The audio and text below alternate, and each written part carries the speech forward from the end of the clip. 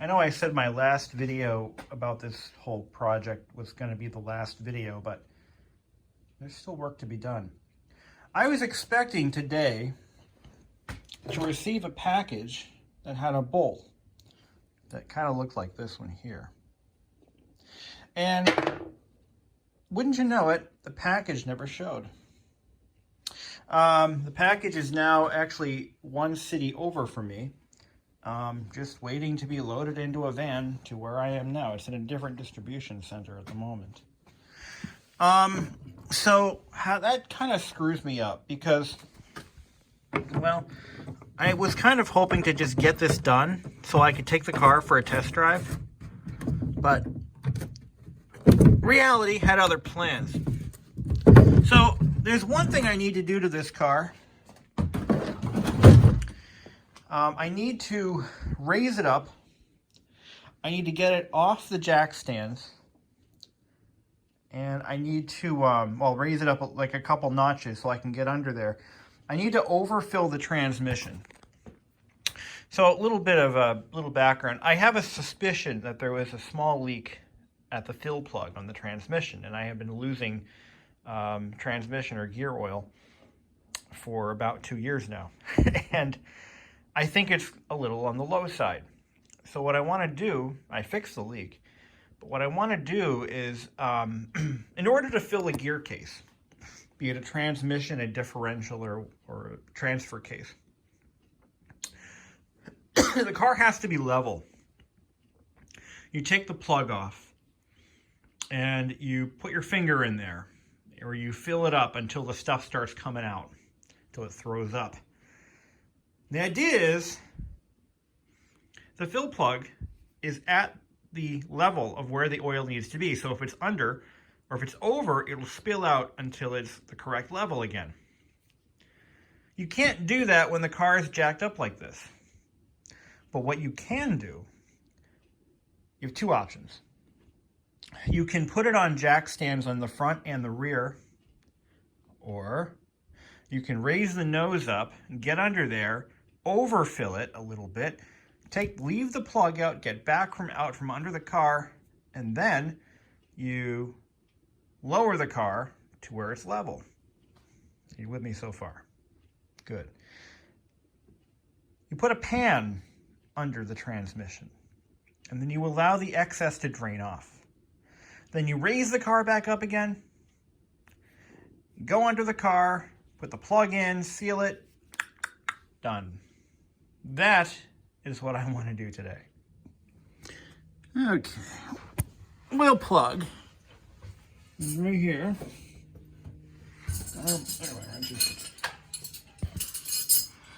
Alright, there she is. So I'm going to grab my 17. I think it's a 17. And we're going to, no, it's smaller than that. It's probably a 14 or a 15. This little guy. That's 14. So let me get that out. Here. Okay.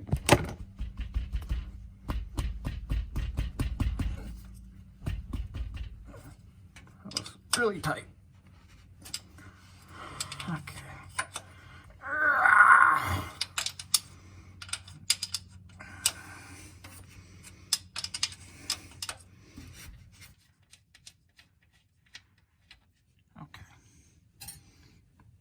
Plug.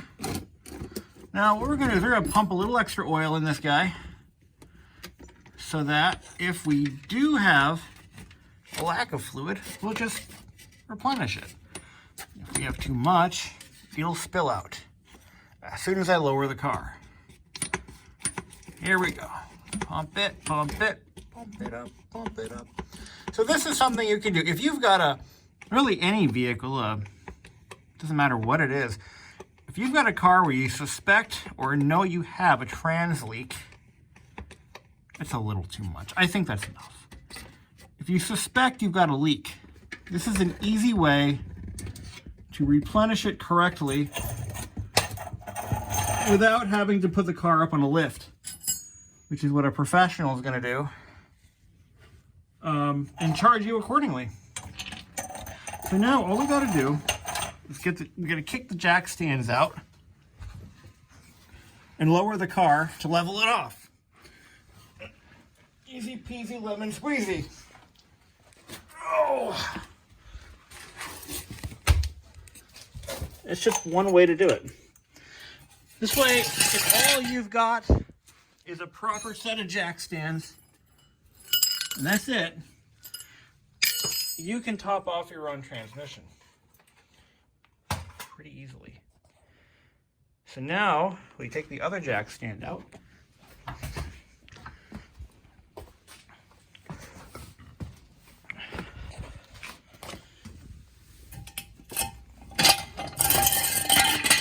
Okay. We get a metal pan. It's right about right.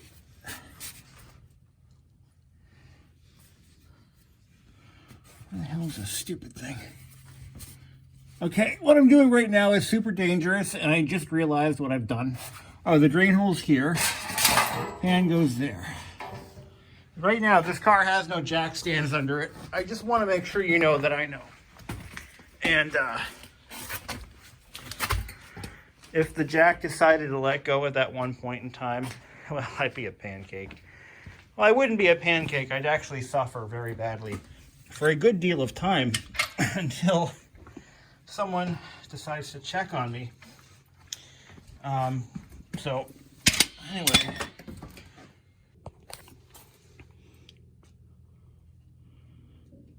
Here we go. Slowly.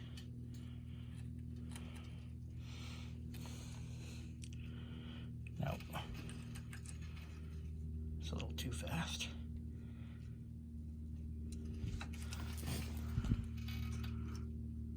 Remember, the car's got one wheel on it, on the front, so we don't want to go crashing all the way down to the ground.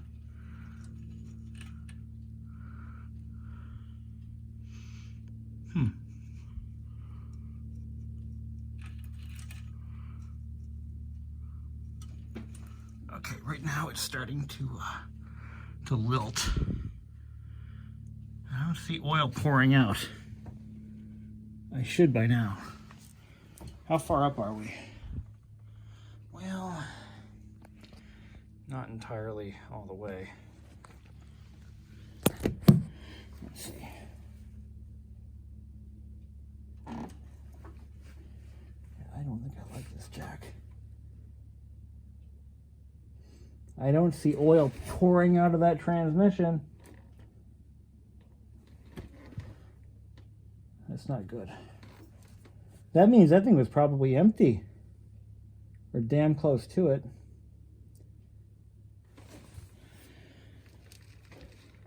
But then again, the front end is still raised a little bit.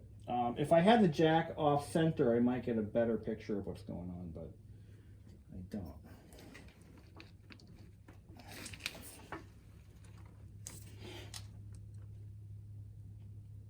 Let's bring it down a little more.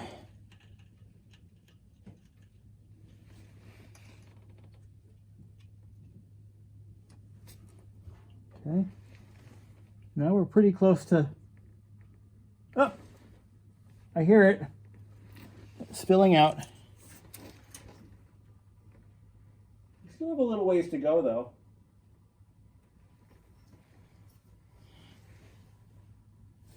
Can you see it?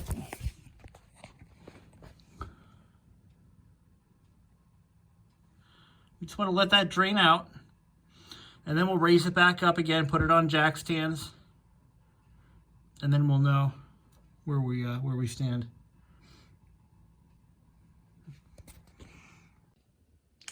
Well, our dripping has stopped, so we're going to raise the vehicle back up.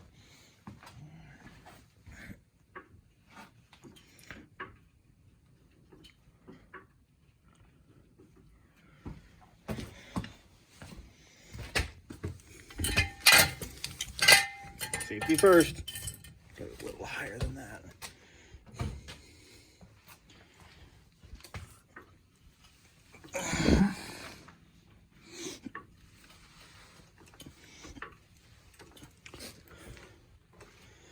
Always safety first. Okay, I'm gonna put it right where it was.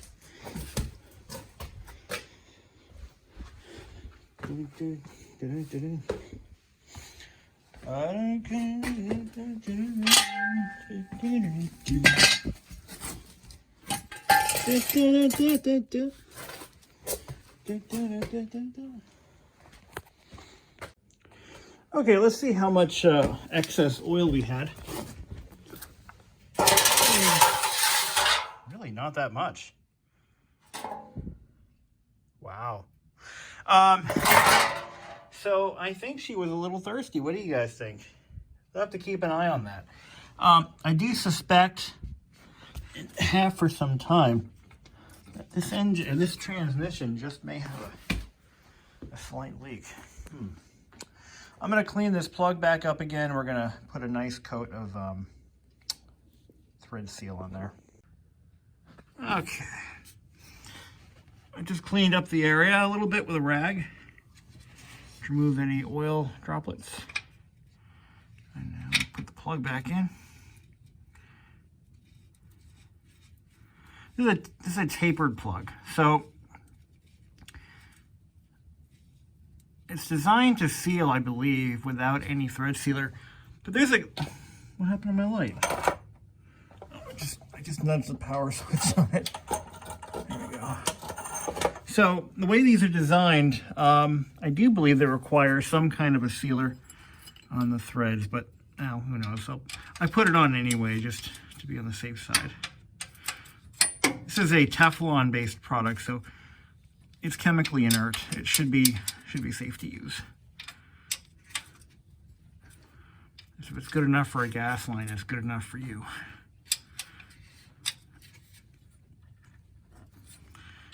Let's see here. I don't want to over tighten it because a lot of people do that. They end up stripping these freaking plugs out.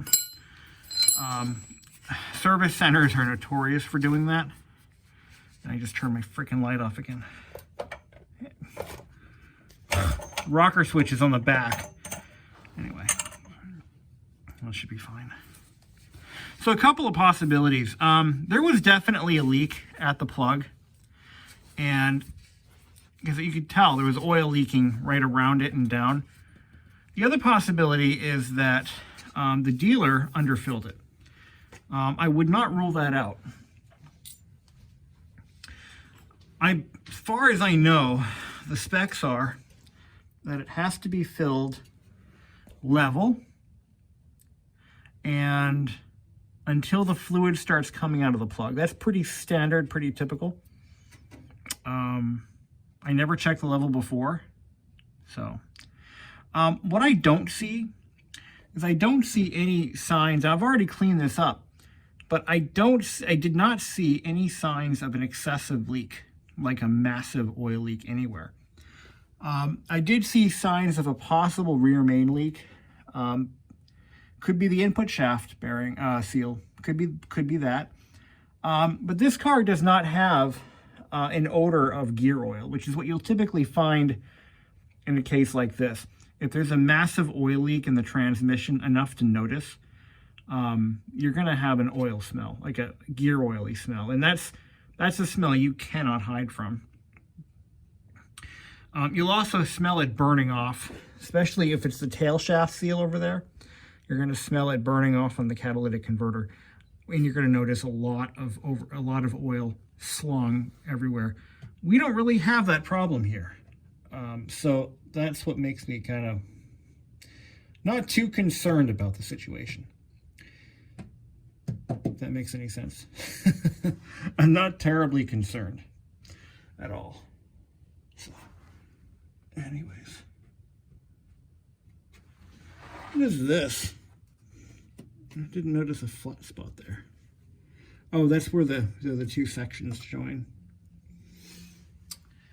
Okay, I think we're ready to rock and roll. Once again, just waiting for that number 8 bolt so I can move on with my life. And while I'm under, I'm going to clean up some of this oil that I spilled all over the subframe. See, look at that. Mother Nature's anti-corrosion protection. We'll just wipe it off best we can. Gotta look nice. Go into the ball. There we go. But yeah, all that oil, when I changed the oil in this poor thing, it just went everywhere because the way they've designed the filter location, it all but guarantees oil is going to just spill everywhere.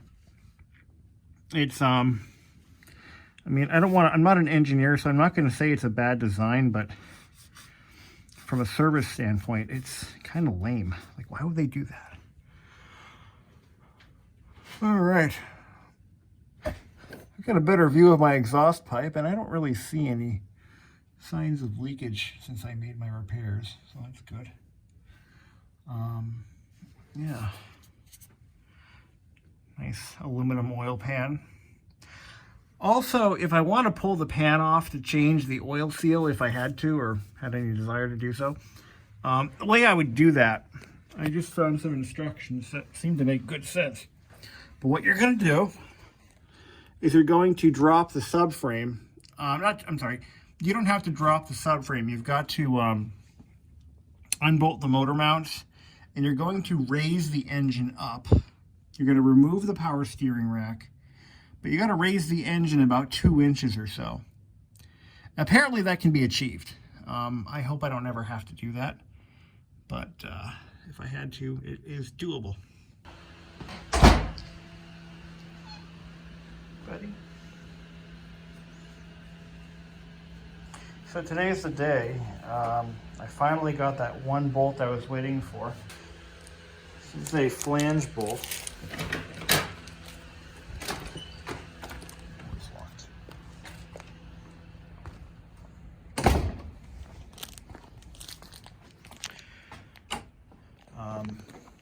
It is the key to finishing this job once and for all. And this is the one thing that was holding me up for about a week. No, really, I'm serious. This one little bolt. So I think it's time we put it in and call this a done deal. I put the brakes together to save myself a little bit of time. I did that last night. And I'm gonna put this in. This is what holds the lower ball joint to the controller. And there's 2 bolts. There's a through bolt, and then there's this guy. So let's get this in. All right. Ow. Yuck. All good up here. All good down here. Everything's tightened and bolted and painted and screwed and glued and whatnot. New brakes, links, bushings. Okay. Now we put the wheel on. Okay. You know what this means? I just put my last bolt in the underbelly.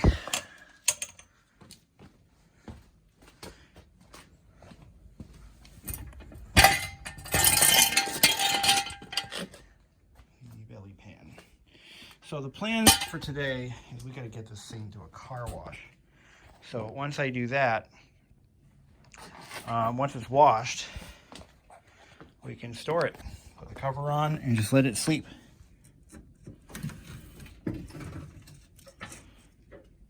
Okay. She's back on all fours. Oh, I put this locking pin in here so I could maneuver the jack. There we go. Now once this car, I'm going to check the tire pressures, make sure those are all kosher. Just torque the wheels, check the oil level. Let's go. I'm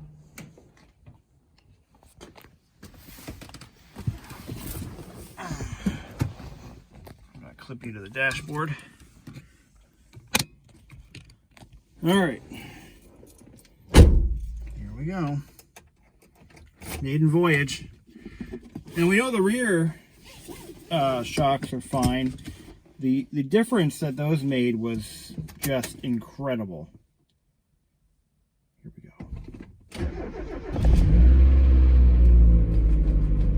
starts right up. Headlights on. Brake off. We have oil pressure.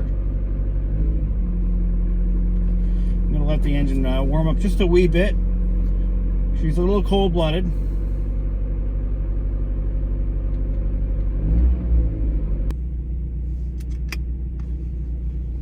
All right.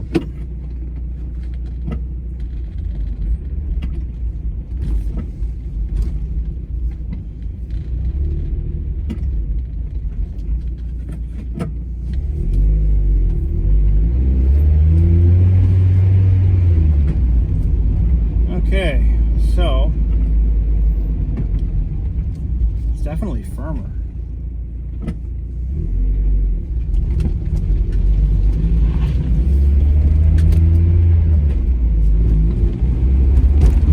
I can hear the brakes.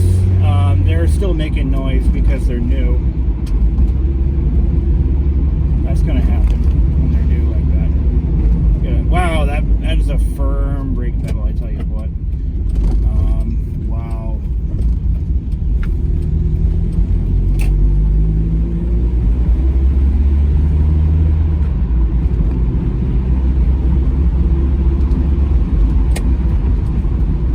Yeah, this thing is on point for sure.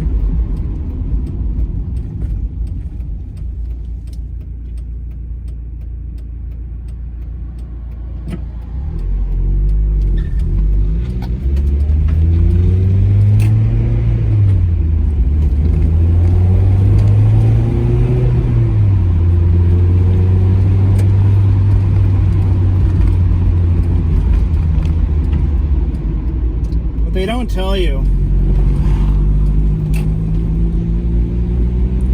is that these brakes, these Bosch brakes, a little caveat, they have very little braking power until that coating wears off. So you gotta be aware of that when they're braking in. That coating is a killer.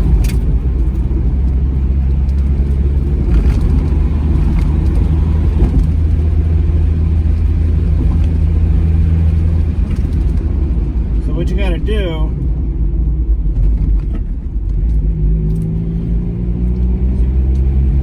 you're supposed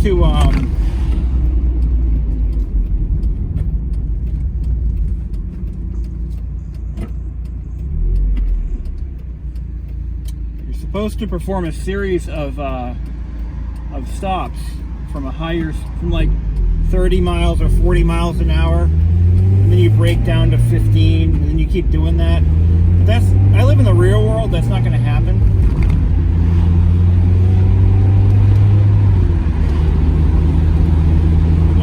Yeah, that's totally not going to happen, so. Did I put the transmission drain plug back in? Go check the footage.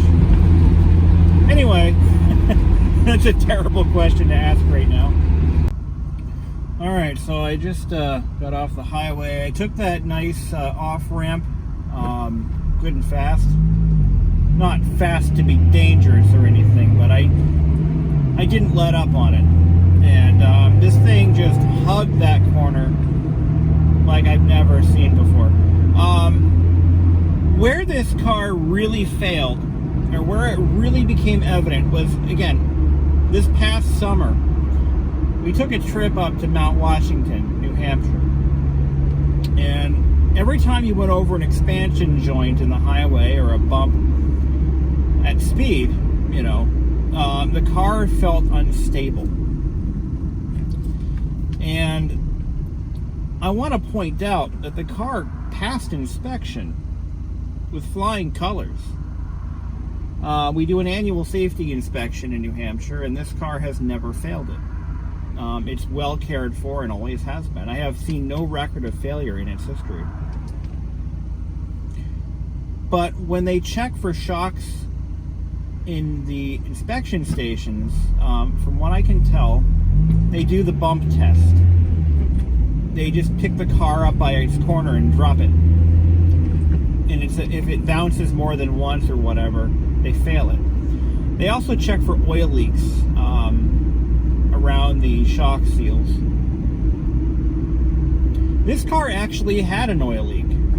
One of the rear shocks was actively leaking oil, but it was only just starting to. So I figured that was worth mentioning. So yeah, it passed flying colors, but it had at least one really bad shock, and the others were marginal. They weren't leaking oil, but they were definitely leaking gas.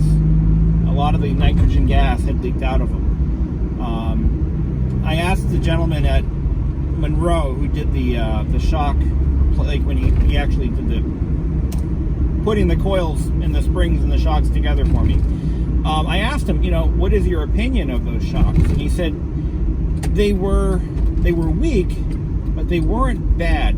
There was one, again, the one bad rear shock, that was bad. But the other three, they wouldn't have really raised any flags. So that says a lot about the manufacturing quality that went into these cars back in the 90s. The original shocks were made by Showa, and they're very popular in the motorsport sector. Japanese bikes generally have Showa shocks on them. And I know my Honda scooters did, but Showa's a really big company, and they produce good stuff. All right,